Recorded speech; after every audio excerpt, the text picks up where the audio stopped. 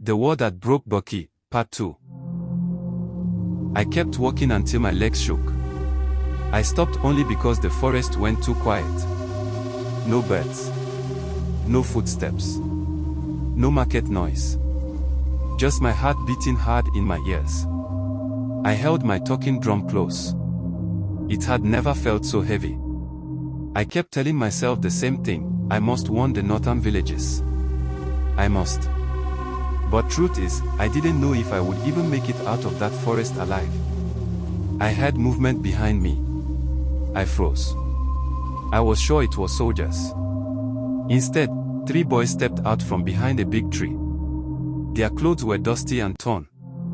They held sticks like weapons. I knew one of them, Suo, the blacksmith's son. Kolechi, he said, squinting like he didn't trust his own eyes. Yes, I whispered. Are you coming from the town? He nodded, but his face fell. They burned half our village. People ran everywhere. We can't find our families. I felt a pain in my chest. I wanted to comfort him, but I had nothing to say. I was just as lost as they were.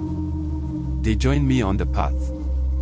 4 of us walking slowly, afraid of every sound. Sometimes a branch snapped and we all jumped. Sometimes the wind blew and we thought it was footsteps. Then we heard it, a slow drumbeat. 1, pause, 2, pause. A message rhythm. My heart jumped. Sul asked, "Is that you?" I shook my head. No. That's not my drum. We followed the sound until it stopped suddenly. That made it even scarier. After some minutes, we found the source. An old man sat in a clearing, leaning against a tree. It was Motsi Tobe, the oldest drummer in the palace. His drum was on the ground beside him. His clothes were dirty, and he looked weak, like he had been running for a long time. I rushed to him. Motsi. What happened? They caught us on the east path, he said. His voice was so soft I had to kneel close to hear him. Some messengers ran. Some didn't. I understood what he meant. My stomach felt tight.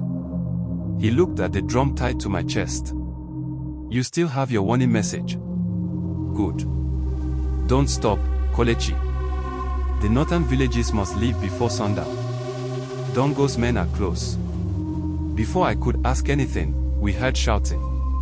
Soldiers. Their voices cut through the trees like knives.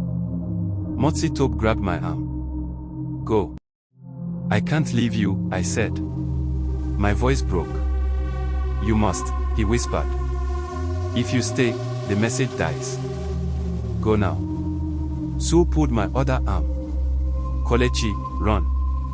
I wanted to stay.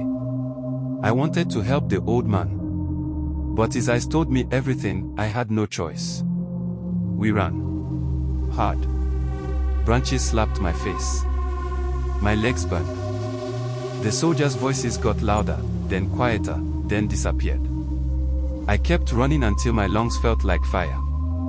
Behind us, the forest went silent again. I knew what that silence meant. I looked back once. Just once. Then I forced myself to face forward. We didn't stop until the forest grew darker and the evening shadows covered the path. The boys were breathing hard. I was too.